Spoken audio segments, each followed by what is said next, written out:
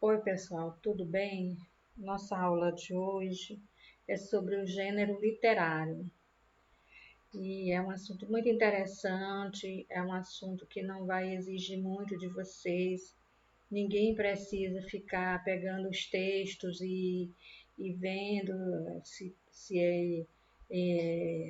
é gênero literário qual é, essas coisas todas, não é para isso. Os comentários dos textos bíblicos, nos livros que comentam os textos bíblicos, que a gente chama de comentários, eles já trazem geralmente qual é o gênero literário. Mas eu vou, nessa aula, deixar alguns esquemas dos principais gêneros literários que aparecem na Bíblia, Antigo e Novo Testamento. Eu escolhi 10 gêneros literários e isso vai ajudar vocês a poder discernir quando virem um texto, se que tipo de gênero literário seria, certo?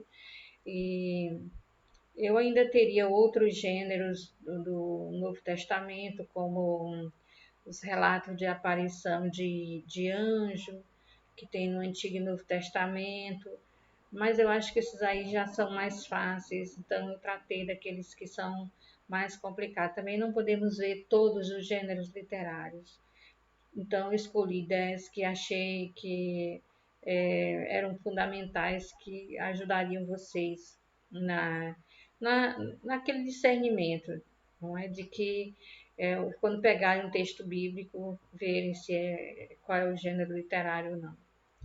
Então, na Bíblia tem muito gênero literário, não são os gêneros literários que nós encontramos hoje ou no Ocidente, não é? São gêneros literários próprios do Oriente, a maioria deles não se encontra em literatura ocidental. Também tem gêneros literários que são próprios de uma época, que depois desapareceram, ninguém usa mais, a Bíblia mesmo deixou de usar esses gêneros literários. Tem só para alguns textos e não tem mais para outros, só para textos mais antigos. E tem alguns gêneros literários que são próprios de textos sagrados, não só textos sagrados no sentido bíblico, mas textos sagrados da Mesopotâmia, textos sagrados do Egito, como são as questões dos salmos e hinos.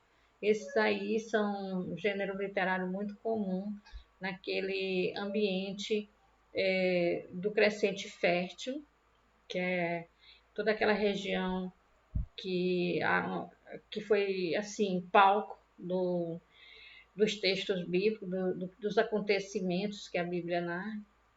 E isso tem tanto no Egito quanto na Mesopotâmia. Então, a grande novidade é essa, que a gente não vai só poder dizer assim, isso aqui é uma crônica, isso aqui é uma poesia, isso é mais difícil do que esses gêneros literários que a gente vê quando, principalmente, a gente estuda literatura.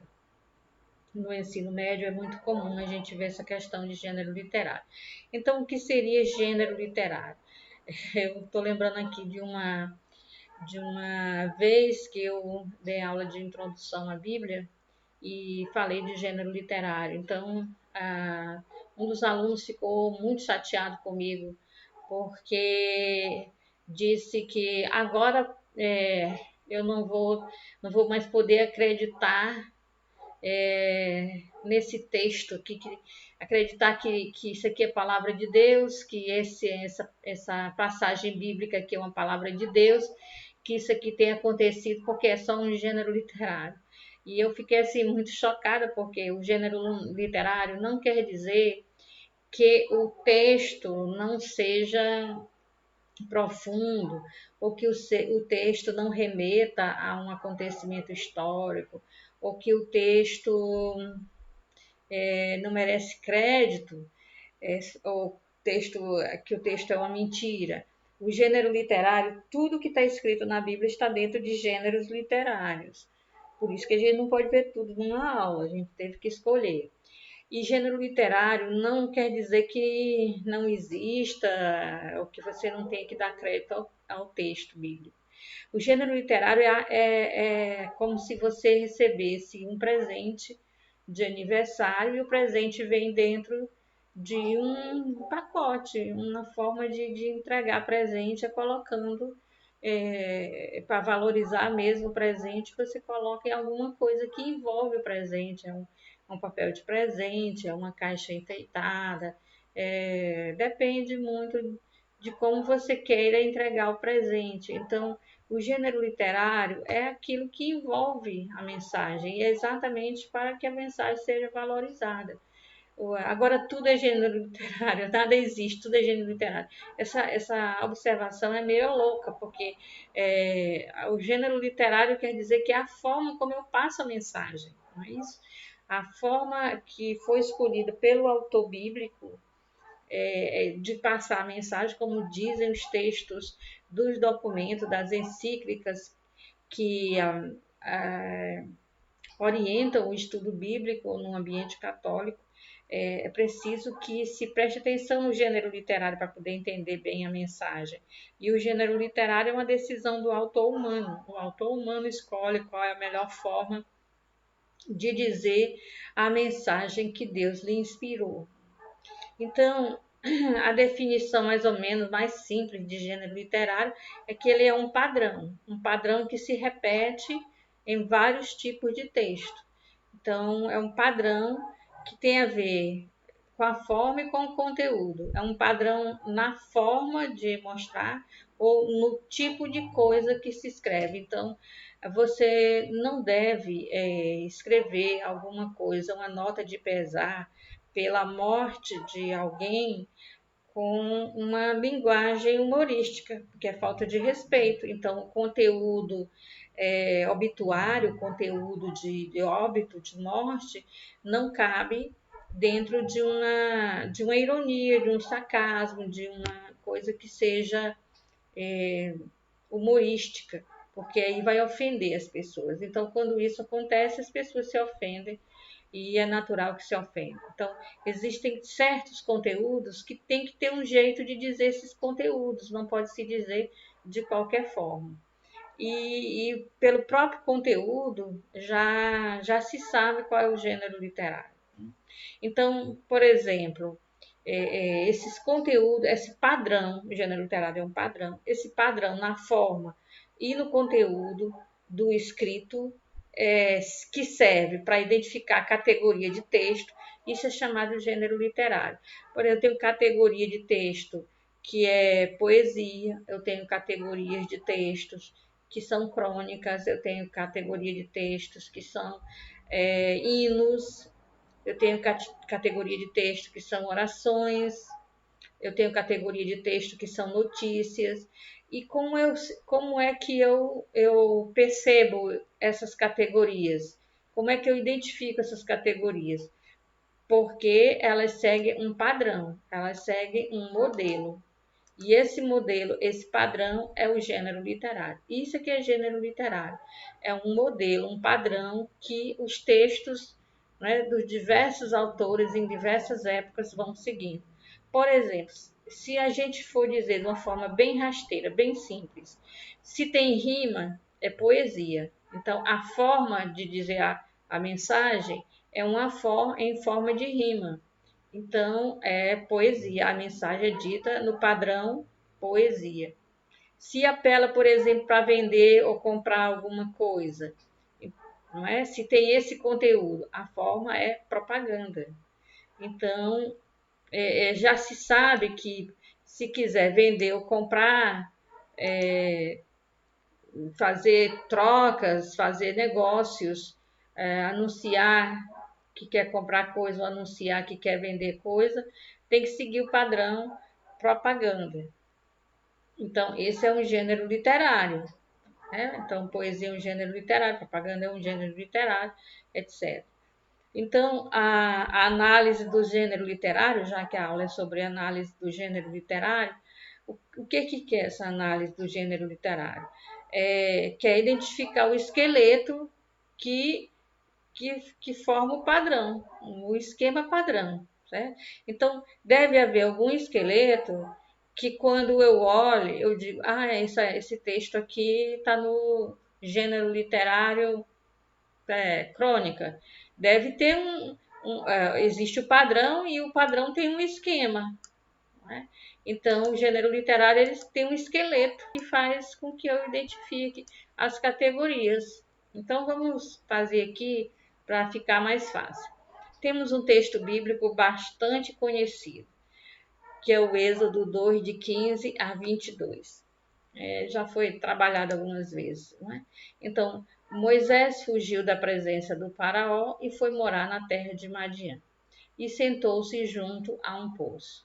O sacerdote de Madian tinha 7 filhas, as quais vieram tirar água e encher os bebedouros para dar de beber às ovelhas de seu pai. Mas vieram pastores, querendo expulsá-las. Moisés então se levantou e as socorreu, e deu de beber às ovelhas. Quando elas voltaram a Reuel, seu pai, ele perguntou: Por que voltastes tão cedo hoje? Elas responderam: Um egípcio livrou-nos das mãos dos pastores. Depois tirou água para nós e deu de beber às ovelhas. Replicou-lhe Reuel: E onde está ele? Por que deixastes partir este homem? Chamai-o para que coma alguma coisa. Moisés aceitou permanecer com aquele homem, que lhe deu sua filha Séfora a Moisés. Ela deu à luz um filho e Moisés o chamou Gersom, pois dizia: Sou peregrino na terra estrangeira, não é? Ger quer dizer estrangeiro, Som é o descendente, né? É o broto, filho do peregrino, não é? Filho do estrangeiro. Então, nós temos aqui a seguinte coisa: o texto começa nesse versículo 15b, não é? Porque aí há uma indicação de espaço. Moisés saiu da presença do faraó e foi para a terra de Madian. Então, isso aqui mostra que está começando uma nova coisa. Está começando um assunto novo que, na vida de Moisés, está começando um novo capítulo. Quando se fosse uma novela de TV, seria um novo capítulo que estaria começando. Então, aqui está uma indicação de que alguma coisa está começando. Moisés saiu de um lugar que é o Egito, lá na casa do faraó, e foi para a terra de Madian. O texto anterior diz por que ele saiu do Egito e foi morar na terra de Madian. Ele fez isso porque houve um desentendimento lá e ele acabou matando um egípcio para salvar os escravos hebreus, né? Então, tá lá Moisés, essa informação de que Moisés se sentou junto a um poço é uma dica já do que vai acontecer, né? Quando as pessoas viam isso, as pessoas já ficavam na expectativa de ter um romance, de ter um encontro amoroso, porque o poço era um lugar onde os rapazes e as moças podiam se encontrar sem que os pais estivessem no controle, não é? Porque geralmente eles eram pastores e as moças iam buscar água e então eles eram gentis para elas, eles tiravam a tampa do poço e elas eram gentis para eles, ajudavam a encher os bebedouros para que as ovelhas deles pudessem beber. Mas aí a história toma um rumo diferente. A expectativa do leitor antigo é essa, de que haja um encontro aí amoroso, alguma coisa assim, porque já há outros textos bíblicos também narrando esse tipo de coisa. Bem, o texto termina aqui, essa primeira parte, porque termina com a frase categórica: sou peregrino em terra estrangeira. Então a gente vê que o início e o fim do texto, o que o texto quer afirmar, em primeiro lugar, é que Moisés é um estrangeiro, Moisés é um peregrino. Ele tanto é peregrino porque está na terra de Madian, como a condição dele é uma condição estrangeira, porque é um nômade, não é? Os madianitas eram nômades, e Moisés não tem mais para onde ir, ele saiu lá do lugar onde ele foi criado, da terra onde ele viveu até então, e ele está no meio dos nômades. Então, ele é um peregrino, é um nômade ou um seminômade em terra estrangeira. É isso que o texto quer dizer, não é? Tanto com o início, que ele está chegando num lugar onde é o lugar dos nômades, e também ao final. Então, quer dizer muito que ele está em terra estrangeira. Agora, é interessante, o campo semântico, não é? O campo semântico é o poço. Por quê? Porque todas as palavras têm a ver com o poço. Então, não vai ser só a questão de ser peregrino que o texto vai destacar. Mas como o campo semântico é poço, o texto vai destacar, não é, também essa realidade do poço.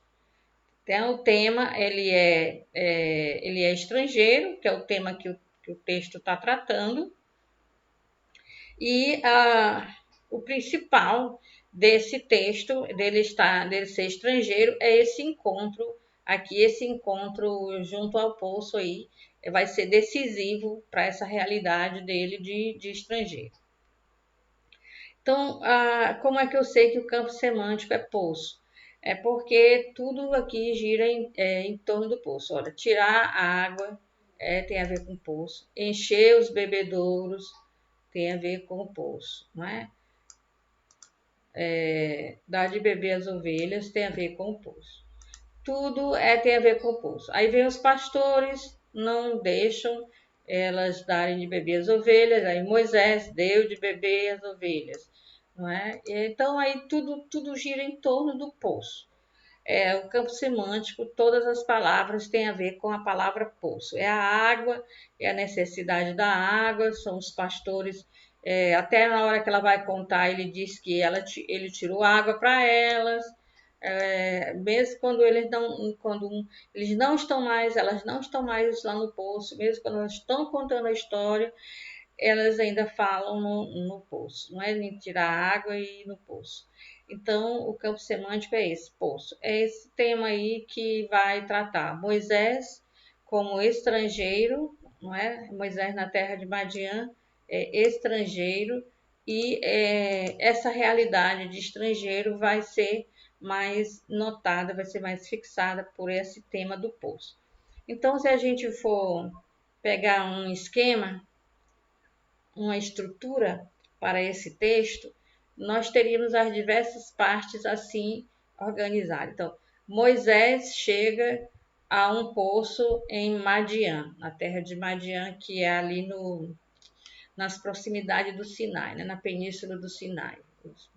São os oásis, os madianitas são nômades, são seminômades. Né?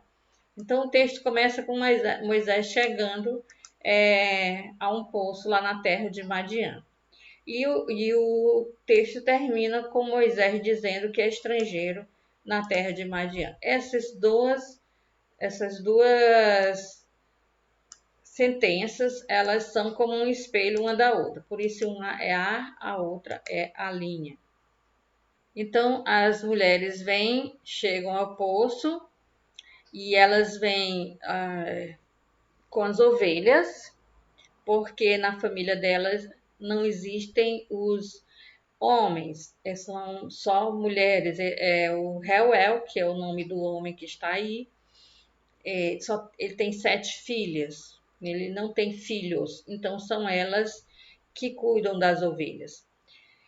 E como eles são nômades, são de diversas etnias, claro que tem uma concorrência entre os homens que são pastores, que são de outro clã, concorrem com elas, não querem deixar que elas deem água às ovelhas. E o pai estranha, porque elas vieram cedo, né? Elas devem ficar esperando muito tempo até que os pastores deem de beber às suas ovelhas, vão embora para ela poder fazer isso. O poço geralmente não era, ele era comum, então chegavam e davam os poços que foram cavados aí para os pastores, eles eram muito comuns. Qualquer clã de pastores seminômades que chegarem, eles podem tirar a água e dar de beber aos seus rebanhos. Então elas chegam ao poço e logo é informado que elas não podem dar água aos seus rebanhos, né? Os pastores querem expulsá-las, não querem deixar que elas possam dar de beber às ovelhas. Então Moisés vai servir como Goel. Eu deixei essa palavra Goel porque essa palavra hebraica ela não tem tradução para o português. É mais ou menos o seguinte: o Goel ele é um redentor, um defensor, um advogado, ele é um libertador. Ele tem uma dupla função. Ele tem que livrar as pessoas do seu próprio clã. Geralmente o Goel era o filho mais velho. Achei muito interessante, Bento XVI escreveu no livro Jesus de Nazaré, volume 1, que a gente realmente pode perceber que Jesus é o nosso irmão mais velho, porque ele deu a vida para nos resgatar da escravidão. E isso era uma coisa que Goel tinha que fazer. Se algum membro do clã se torna escravo, o filho mais velho, primogênito, tem que fazer tudo para libertar esse membro, e se ele não conseguir, ele deve se oferecer no lugar dessa pessoa, desde que aquele membro do clã fique livre.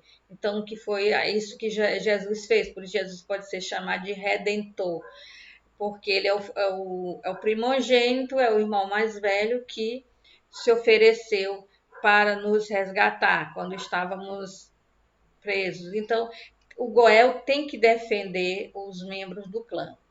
E Deus pediu para que essa atividade de defender as pessoas não ficasse restrita apenas ao clã. Ele pediu para defender os órfãos, as viúvas e os estrangeiros, porque eram as classes mais martirizadas, porque eles não tinham Goel. Então, um órfão não tem pai, então não tem o seu Goel, que é o pai. A viúva não tem Goel, porque seria o marido, e aí ela não tem marido. E os estrangeiros não têm Goel, porque o Goel do estrangeiro ficou lá na terra estrangeira. Então, a pessoa que realmente fosse uma pessoa de cumprir a lei, deveria ser um Goel para essas classes mais frágeis. E é isso que Moisés vai fazer. Ele vai enfrentar os pastores para dar de beber às ovelhas daquelas 7 jovens, porque aquilo ali é uma questão de sobrevivência. Então, esses nômades e seminômades, eles vivem dos rebanhos. Se os rebanhos não bebem, morrem. Então, eles não têm como sobreviver. Eles precisam da água do poço para si e para seus rebanhos. Sem isso, eles não sobrevivem. Então, aqui o texto quer mostrar que Moisés, antes de receber a lei, já está cumprindo a lei, já está predisposto para cumprir a lei. Então, a função do Goel era dupla. Primeiro, defender, libertar, defender. E a outra é a questão de sobrevivência, de fazer com que o clã não seja prejudicado em questões de sobrevivência. Por exemplo, se uma pessoa do clã, uma cunhada do Goel, digamos assim, uma cunhada do primogênito, se o marido dela, né, o irmão do primogênito, falecer sem deixar filhos, então o primogênito deve se casar com a cunhada para que o primeiro filho seja considerado filho do que faleceu. Então, por quê? Para fazer com que o clã tenha descendentes. Então, é necessário para o Goel a descendência do clã, que tem que manter sempre descendentes, e a questão da defesa. No livro de Ruth fica mais claro essa questão do Goel, não é? Ela tinha que se casar porque o marido dela morreu sem que ela tivesse filhos. Então, a grande disputa é para saber quem é o parente mais próximo do marido dela, para poder casar com ela. Então, Moisés foi o Goel nisso aqui, nesse primeiro momento, porque ele defendeu aquelas classes mais fragilizadas, que eram aquelas mulheres pastoras. Vou voltar aqui. Moisés chega a um poço em Madiã. Moisés é estrangeiro em Madiã. As mulheres chegam ao poço, não é? É uma questão de sobrevivência aqui o tema é sobrevivência. Elas têm que ter a água para si, para seus rebanhos, e no final a mulher tem um filho. É a questão da sobrevivência do clã, não é? Porque aquele homem tinha 7 filhas. Como que ele teria descendentes, aquele clã? Então, Moisés, ao se casar com uma daquelas moças, consegue a sobrevivência, nasce o filho, não é? O filho que é chamado de Gerson, que quer dizer o filho do estrangeiro. Não é? Bem, então nós temos aqui a Moisés, Goel delas, porque Moisés expulsa os pastores e ajuda que elas possam dar de beber aos os rebanhos.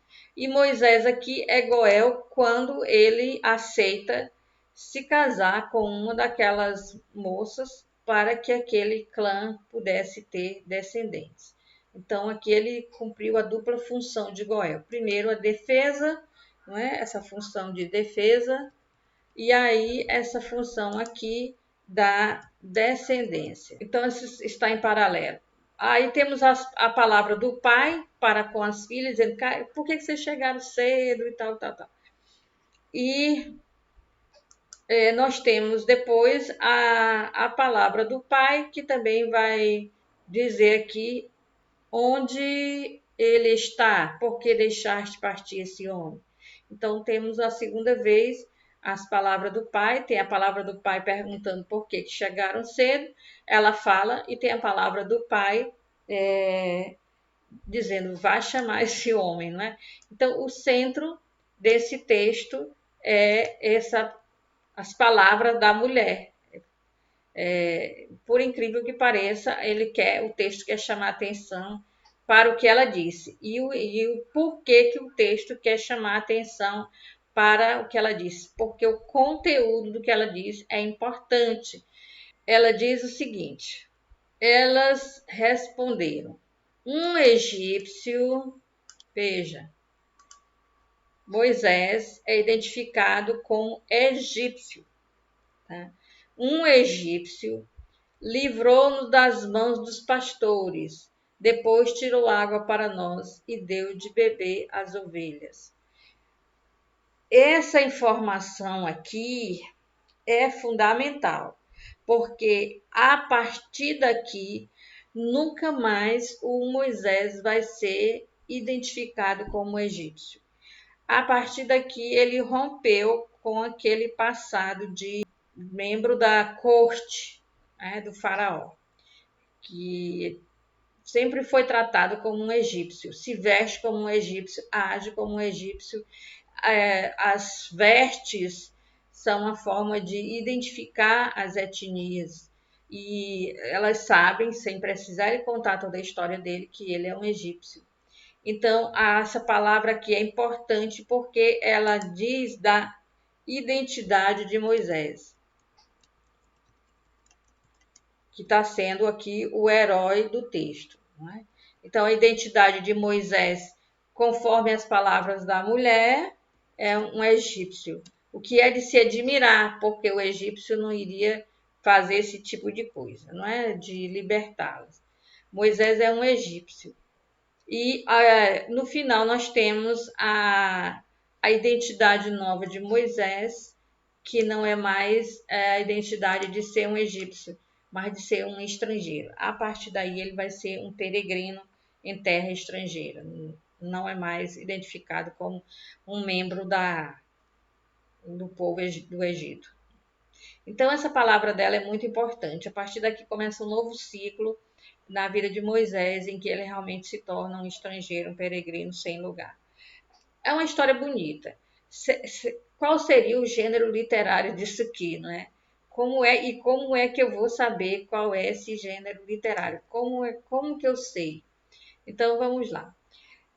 A gente sabe o gênero literário quando se compara um texto com outros textos parecidos. Então, aqui nós temos esse texto que nós trabalhamos, que foi Êxodo 2, 15b a 22. Fala, o resumo é isso: um cara chega no poço, né? Um homem chega no poço, as mulheres chegam no poço, tem o encontro desse homem com essas mulheres ou com essa mulher, e aí ele acaba se casando com essa mulher. Então, esse tipo de narrativa já foi vista, se você está lendo a Bíblia do Gênesis ao Apocalipse, isso já apareceu na Bíblia. Apareceu em Gênesis 24. O que tinha lá em Gênesis 24? Gênesis 24 é a história de que o servo de Abraão foi enviado para encontrar uma noiva para o filho de Abraão, que é o Isaque. Então, para onde é que ele vai? Ele vai para o poço, porque é lá que as jovens vão se dirigir. E ele fica lá. Então, vem uma jovem, não é, que é Rebeca, e ela acaba dando água para aquele homem, dá água para o camelo dela e tal. Então, não é esse homem que vai se tornar o noivo dela. Esse homem está lá com presentes e está para conseguir uma noiva, mas não para ele, mas para o filho do patrão. Mas aí vai haver o encontro e realmente a Rebeca vai partir com o Eliezer, que é o servo de Abraão, e vai se casar com Isaac. Tem esse relato aí, já apareceu antes de eu ler o Êxodo 2, esse relato de Moisés, eu já tenho o relato da Rebeca.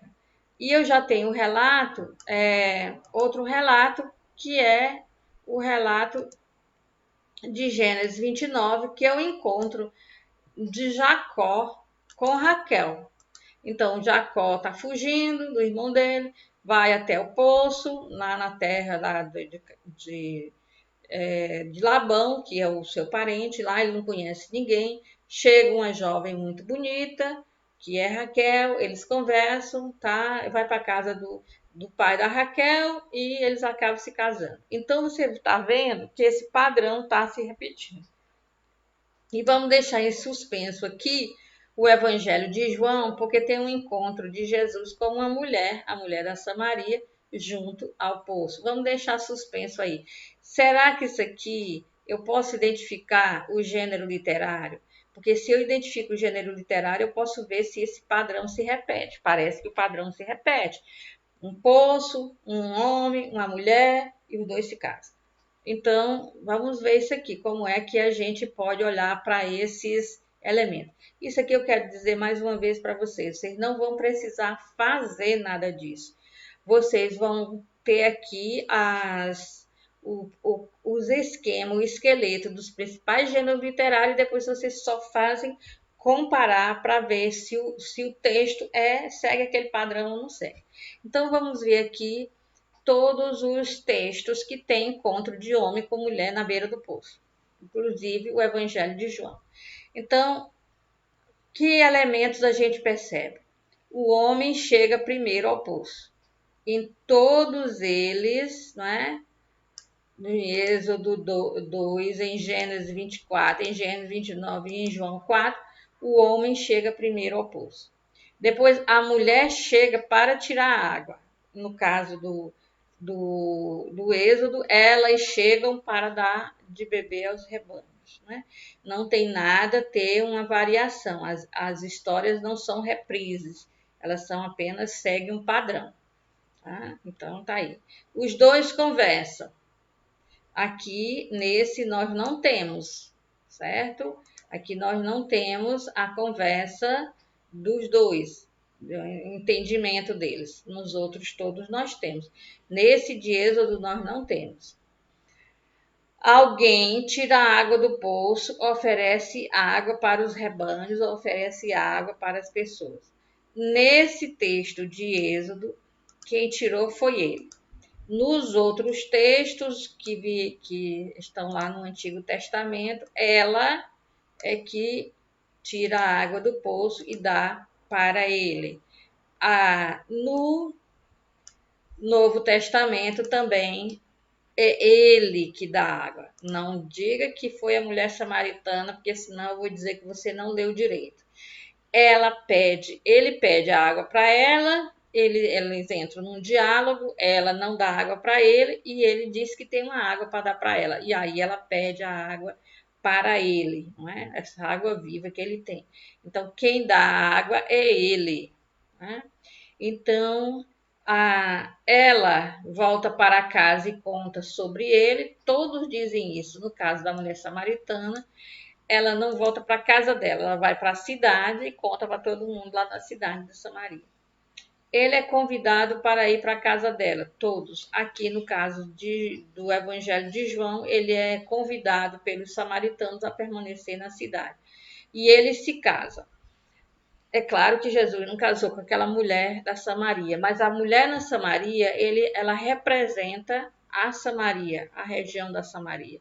E o casamento é a mesma coisa que a aliança. No hebraico, esse termo, casamento, aliança, é um termo só, berit, berit, não é?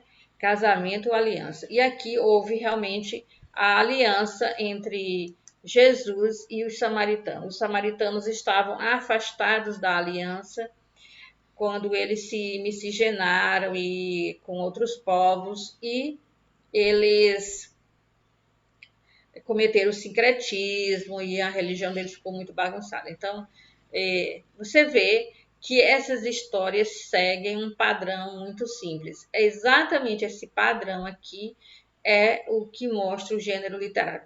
Todas essas histórias, elas têm um esqueleto comum.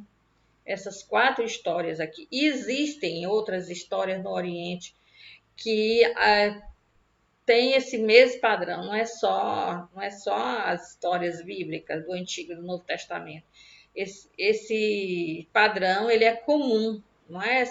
Esse esqueleto aqui é comum nessas histórias. Então, isso aqui é um gênero literário. Então, os estudiosos chamaram esse gênero literário de Encontro junto ao Poço. Os orientais seguem esse padrão sem precisar nomear que negócio é esse, mas o ocidental tem que dar nome para tudo, então os estudiosos deram o nome de Encontro junto ao Poço. E esse gênero literário, Encontro junto ao Poço, narra um episódio ambientado em um dos poucos lugares em que no antigo Israel homens e mulheres que não eram parentes podiam conversar livremente. A busca da água no poço era uma excelente ocasião para moços e moças se conhecerem. As mulheres demonstravam sua capacidade de cuidar do rebanho e da casa, os homens mostravam sua força para o trabalho. A finalidade desse relato é explicar como o casal de ancestrais se conheceu, além de engrandecer as referidas qualidades de cada um deles. Então, o relato mostra como que Moisés casou com Séfora, como que Isaac casou com Rebeca, como que Jacó casou com Raquel e como que Jesus chegou até evangelizar os samaritanos e restituir o lugar dos samaritanos na aliança com Deus. Então, vários gêneros literários presentes na Bíblia são encontrados também na literatura judaica e cristã extrabíblica, apócrifos, comentários rabínicos e até textos das culturas circundantes, Assíria, Babilônia, Ugarite, Grécia, Roma. Várias histórias antigas seguem esse padrão. Tem esse esqueleto aí, tem esse esquema. Né? Por isso, o estudo aprofundado do gênero literário implica também uma comparação com textos não pertencentes ao cânon bíblico, para eles testarem se o padrão se repetia mesmo, se tratava de um gênero literário, eles testaram aí, os estudiosos, várias outras histórias daquela época e daquela região, ou até mesmo fora daquela região. Então, vamos dar aqui alguns exemplos de gêneros literários. Nós temos a a novela não quer dizer que não tenha acontecido ou que tenha acontecido, novela não quer dizer isso. Existem as novelas históricas, existem novelas com personagens reais. O que faz ser uma novela não é ser ficção. O que faz ser uma novela é o tipo de esqueleto que ela segue. Então, qual é o esqueleto da novela? Tem uma situação inicial, que é de conflito, alguma coisa vai muito mal. Aí o conflito se complica cada vez mais, vai se complicando, se complicando. Se a novela é longa, o conflito vai se complicando. Quem mais faz isso é a novela mexicana, que a coisa.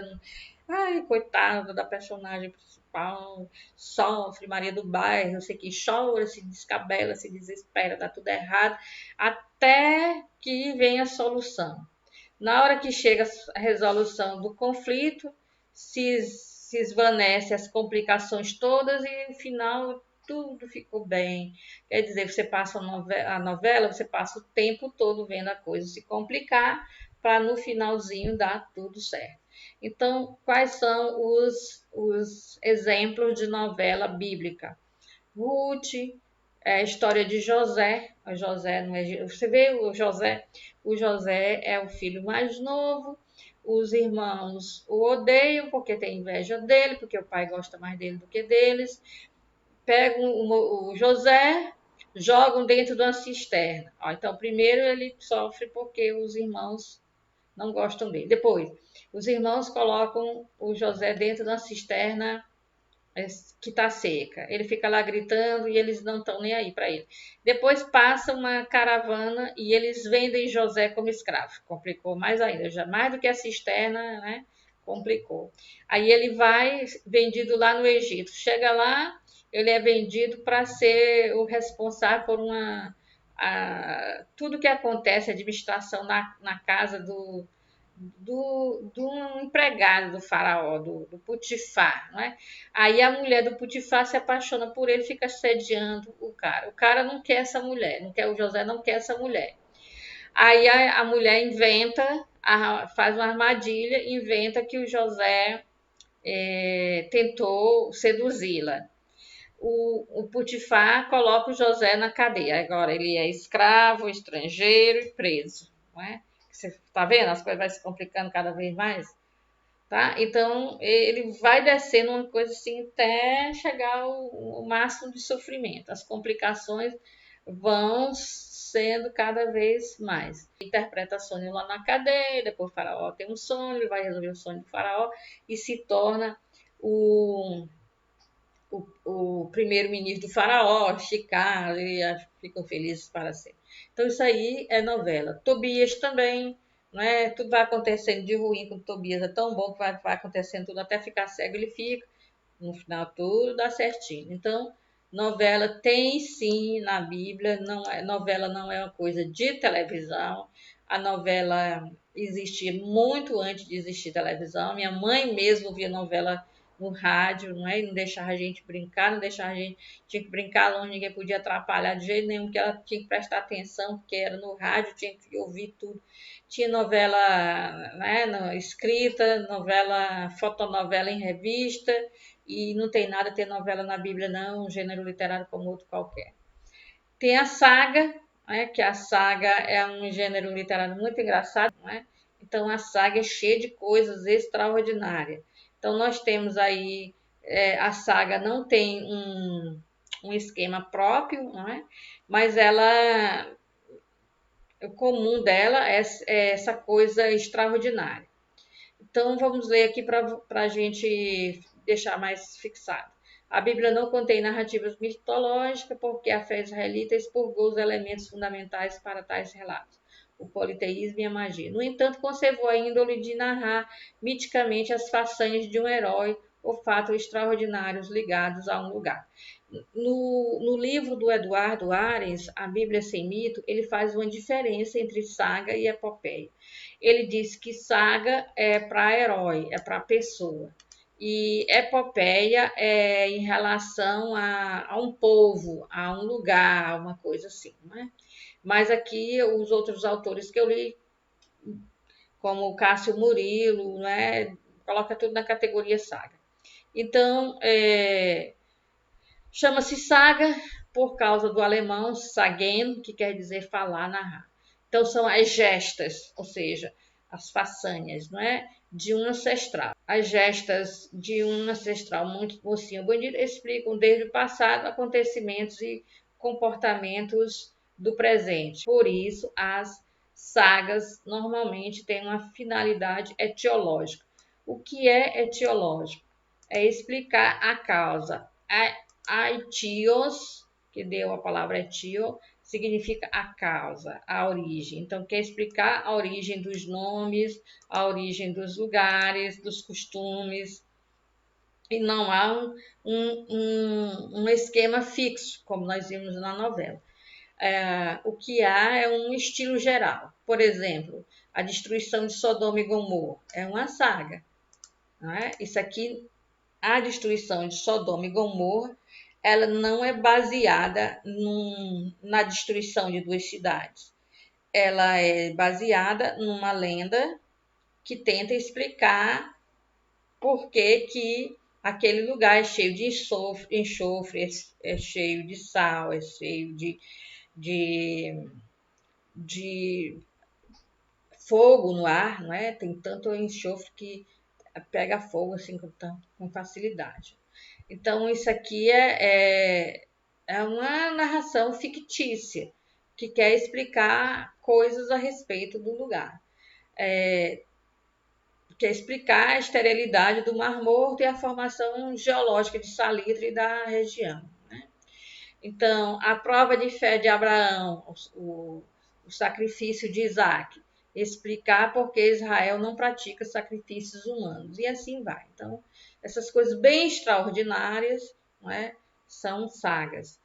Tem também as lendas proféticas. Então, o esquema é assim: tem uma situação de crise, alguém suplica que o profeta faça alguma coisa, aí depois duvida que o profeta possa dar uma solução, acontece o milagre, tem as palavras durante a realização do milagre, às vezes não tem, mas a maioria das vezes tem. Há um efeito que é produzido, não é? E tem a reação das pessoas diante desse milagre ou das consequências desse milagre. Então, tem muitas coisas, principalmente no que se refere a Elias e Eliseu. Tem as lendas de Elias e Eliseu, eu coloquei aqui as passagens bíblicas, não é, das que são mais breves, das que são mais longas. Parecido com o relato de lenda profética, nós temos os relatos de milagre. Então, Jesus fez muitos milagres, mas a gente não conta milagre de qualquer jeito. Tem um padrão para contar milagre. Não é assim chegar e contar o milagre. Para valorizar o milagre, tem que se contar o milagre no padrão gênero literário relato de milagre. Então, a primeira coisa é uma introdução que descreve o ambiente, o momento, a coisa toda lá. Chegou o chefe da sinagoga, chegou perto de Jesus, tinha uma multidão. Ou então o cego gritava de longe: Senhor, tem piedade de mim. Tá. Então, tem essa descrição da situação. O problema e os esforços para superar essa situação. Então, o pai foi longe para chamar Jesus, a menina está quase morrendo, o cego teve que gritar bastante até alguém levá-lo lá. Então, tem os problemas e os esforços para superar. Tem a súplica do pedinte, não é? Não deu para superar, é Jesus que vai superar. Tem a intervenção de Jesus ou do apóstolo, se o milagre for de Paulo ou de Pedro, o efeito produzido e a reação do povo ou do miraculado, como que eles reagem a isso. Né? Então, isso aí é o relato de milagres. Então, também coloquei algumas passagens aí para os milagres. Tem os relatos de exorcismo, são muito importantes, também não se conta o exorcismo de qualquer jeito, se conta dentro de um padrão. Então, tem indicações do quadro mórbido, a pessoa está acorrentada, já jogou no fogo, já jogou na água, já não sei o que, toda a situação de como é que está o processo. tem as tentativas de defesa ou resistência do espírito impuro. Aí o espírito impuro fala: o que tu quer comigo, filho de Deus? Não é? Ou o espírito impuro reconhece, não é? Tu viestes aqui para nos destruir. Tanto reconhece o poder que está em Jesus como o poder que está no apóstolo também, não é? Então, às vezes acontece assim.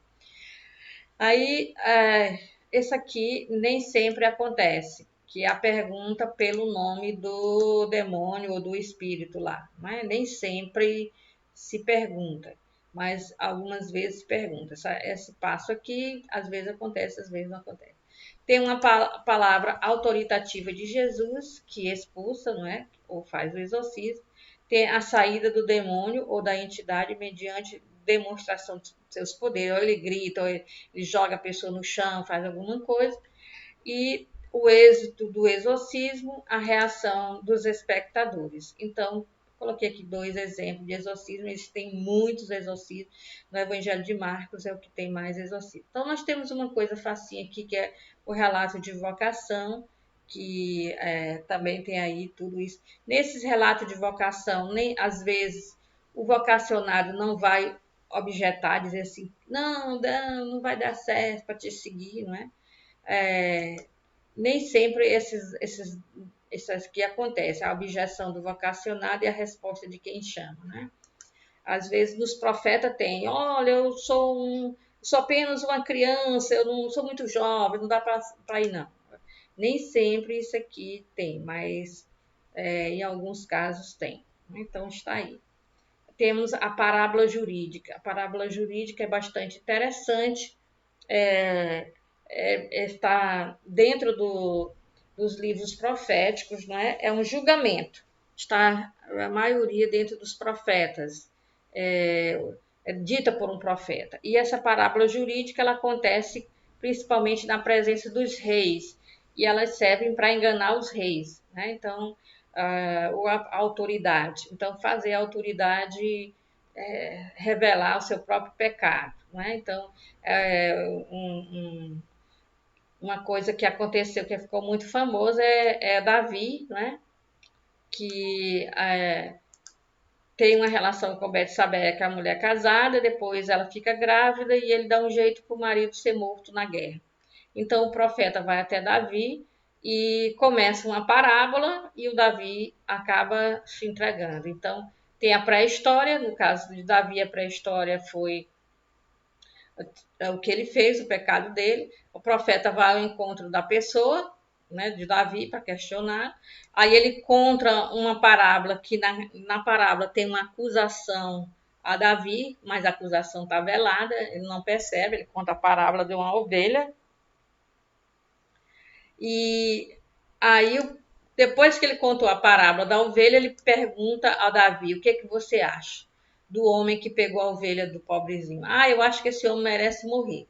Então, o profeta pediu isso, a pessoa questionada diz o veredicto: eu acho que ele deve morrer. E aí o profeta revela: pois essa pessoa é você. Então, há uma acusação explícita do profeta: você fez isso e mais isso. E tem a reação da pessoa questionada. Jesus também usou a parábola jurídica quando ele encontrou com Simão, o fariseu, não é? E ele falou sobre a mulher que lavou lá os pés dele e tal.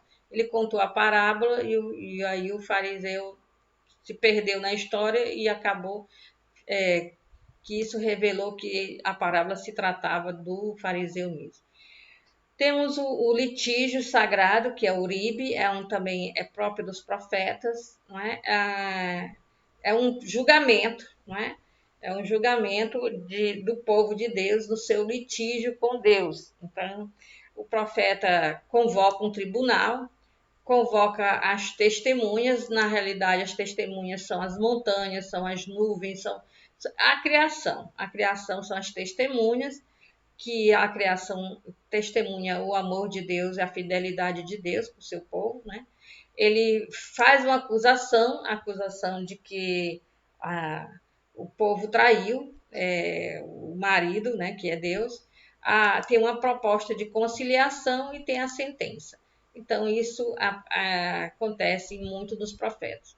Tem em Miqueias e tem em Oséias. Oséias eu citei de 2 vezes, porque tem algumas edições da Bíblia que está em Oséias 2, de 2 a 23. E outras edições da Bíblia está Oséias 2, de 4 a 25. Nessa edição que termina no versículo 23, o capítulo 2 termina no versículo 23. E esse é um texto diferente, não é? Que em certas edições está indo até o versículo 25. Então, são duas formas de citar, depende muito da edição da Bíblia que você tem. E tem também Oséias 4, de 1 a 3. Então, nós temos aí os relatos da infância de herói, que mostra os relatos da infância de Jesus, da infância de Moisés, da infância de Joás, né? Então, fora da Bíblia, nós temos esse relato da infância, o rei Sargão I, não sei se foi da Assíria ou foi da Babilônia, mas enfim, também segue esse padrão aqui de relato da infância. Então, vários heróis extras bíblicos, eles a infância deles é narrada assim. Então, é claro que jogam para o passado os conflitos que o herói só vai viver no futuro, quando é adulto. Não é?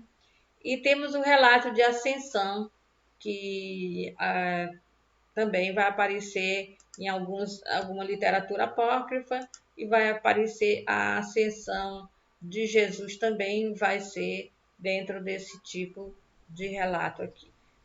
A bibliografia que eu usei foi o Leia a Bíblia como Literatura e esse Exegese do Novo Testamento, Manual de Metodologia.